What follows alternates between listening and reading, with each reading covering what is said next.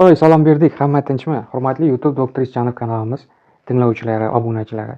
Bugun sizlarga xalq orasida mashhur bo'lgan shpinat haqida, ya'ni ismaloq haqida gapirib bermoqchiman. Zeroki bu tabiiy o'simlikni yegulik qilib yeganingizda qanchalik foydalari borligini bilgan holatda yesangiz, menimcha ko'proq unga ishqingiz tushib qoladi-da.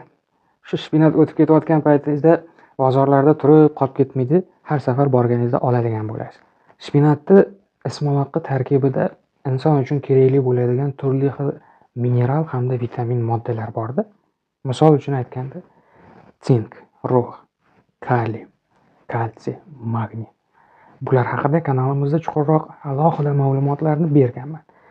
Ana shu hozir aytib o'tgan moddalar asosan yurak hamda asab nerv tizimini oziqlantirib, ularni ishlash jarayonida juda ham kerakli bo'lgan xom ashyo hisoblanadi. Aynan mana shular, demak, ismaloqqa shpinat tarkibida tabiiy saqlangan. Yoki bo'lmasam uni tarkibidagi ferrum, temir moddasi har bir 100 grammga 25% to'g'ri kelaveradi. Bu degani sizlarni qon tarkibingizdagi gemoglobiningizga tayyor xom ashyo.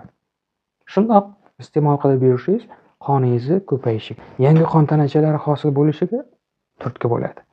Bu esa sizni kamqonlikdan, anemiyadan saqlab turadi. Zeroki hozir har 3 ta odamning 2 tasida kamqonlik sababi turli xil kimyoviy yeguliklar tiqilib yotibdi. Hamma joyda o'zingiz bilasiz, ximikatlar, dabavkalar, qanaqadir kimyoviy kukunlar bilan tayyorlangan yeguliklar.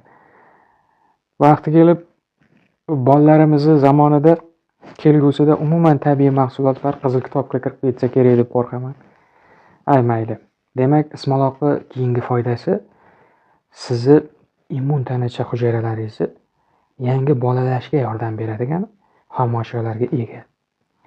Ismaloqni, shpinatni iste'mol qilib yurgan insonlarning immuniteti yuqori bo'lishni boshlaydi. Bu esa ularga tashqi hamda ichki muhitdan hujum qiladigan yot jismlarga yoki yot mikroorganizmlarga qarshi kurashuvchanligini oshiradi.